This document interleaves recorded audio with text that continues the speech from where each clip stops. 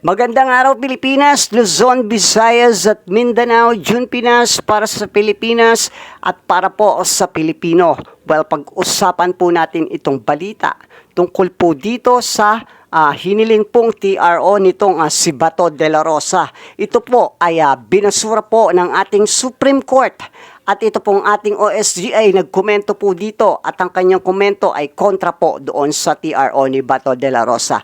Pag-usapan, komentohan at reaksyonan po natin ang balitang ito. Shout out po Kabunyog, Attorney and Zurek. OSG tells EC ICC arrest versus Bato can be enforced. Yan yung pinaka-argumento. Yung ating pong OSG daw po ay sinabihan itong Supreme Court at ito po ay kumontra po or kinontra po ang hiling na TRO nitong si Bato de la Rosa. Mga kabunyog, yan ang pinaka-argumento ng Solicitor General. Si Darlene Berberabi ang Solgen ngayon, nag-file siya ng comment at sabi ni Solgen Berberabi sa Korte Suprema, yung warrant of arrest ng ICC laban kay Bato ay pwedeng i-enforce. Hindi na kinakailangan ng warrant of arrest galing sa lokal na korte. Kasi okay guys, logic po, logic. Kung natatandaan nyo po, ito pong si Duterte, yung matandang Duterte. Ito po ay nahainan ng ICC arrest warrant at ito po ay nahuli or nadala po ni General Torre. Mismo po sa The Hague. So, ano pong pagkakaiba ng kaso ni Bato de la Rosa dito kay matandang Duterte? At bakit po nagkaroon ng parang cover-up para po hindi maaresto itong si Calvo? Yun po ang ating pinagtataka dito po sa mga ahensya po ng mga kontra administrasyon. Dahil po ikumpara na lang po natin ito kay matandang Duterte sa kaso po nito sa ICC. Kung bakit itong si Bato naman ay kung ano-ano pong cheche-boreche at kailangan pa daw pong ganun-ganon, ganyan-ganyan para po maihain po itong ICC arrest warrant. Ganun illogic na lang po natin, base po doon kay matandang Duterte at dito po kay Calvo. Yun po ang pinagtataka ng taong bayan. yan yung yung laging binabanggit ni Alan Peter Cayetano Sabi ni Alan Peter Cayetano, hindi kami papayag na arestuhin si Bato gamit ang warrant of arrest ng ICC. Kumbaga po si Alan Peter Cayetano, para po ang feeling niya po ay siya po ang pinaka-ahead sa lahat ng ahensya ng batas ng ating pamahalaan, ng ating gobyerno. Parang feeling niya mas mataas pa siya sa presidente. Gayong alam niya naman na mayroon pong arrest warrant itong si Bato de la Rosa. Parang kino-cover up po ito Kasi dahil siguro sa kanyang pansariling dahilan. Yun po ang hindi natin alam. Papayag lang daw sila kung ang gagamitin ay lokal na korte na warrant. Yan. Okay guys, ito po. Yung kaso po nitong matandang Duterte at ito pong si Bato de la Rosa ay kasapi pa po tayo ng ICC nung mga panahon pong ginawa po nila itong krimen na ito.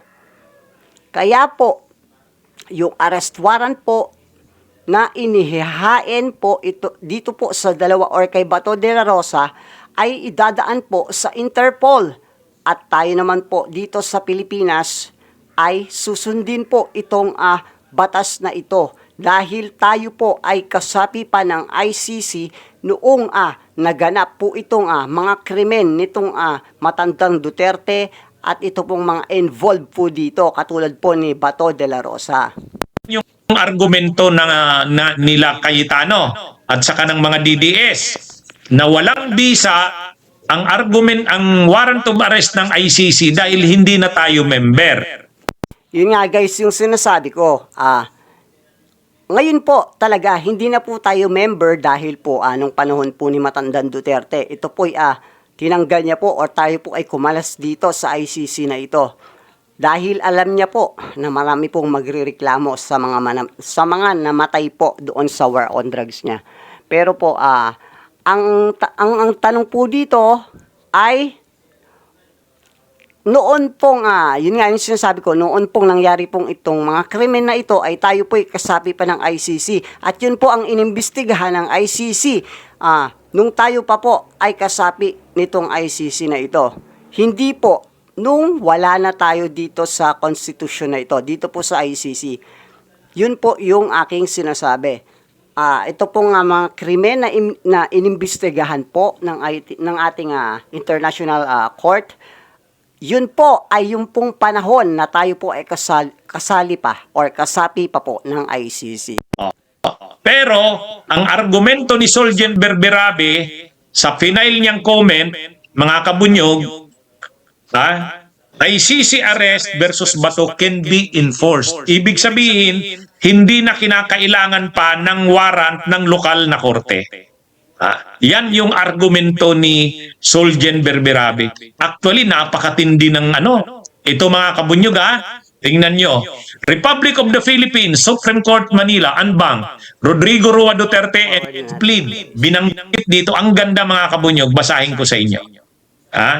Basahin ko sa inyo itong ito. Ito Sabi dito ni Soljen Berberabe.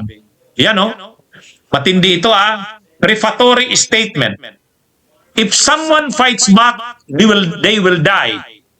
If nobody fights back, we will make them fight back. Produce blood. Instill fear. Ayun guys, ito po yung sinabi ni ito pong si Senator Bato de la Rosa.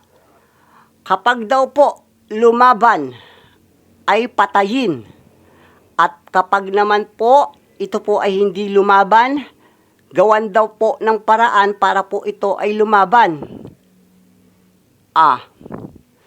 Mag-produce daw po ng dugo at maghasik daw po ng tao sa sambayanang Pilipino.